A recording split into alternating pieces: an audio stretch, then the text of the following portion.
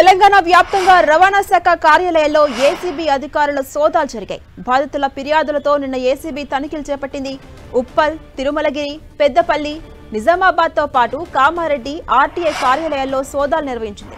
ఉమ్మడి రంగారెడ్డి జిల్లా ACB DSP Anand ఆధ్వర్యంలో ఉప్పల్ ఆర్టీఐ కార్యాలయంలో తనిఖీలు జరిగాయి. 10 మంది ఏజెంట్లను అదుపులోకి తీసుకున్నారు అధికారులు. మరోవైపు పెద్దపల్లిలో ఏసీబీ అధికారులను చూసి మరికొంతమంది ఆర్టీఐ ఏజెంట్లు పరారయ్యారు.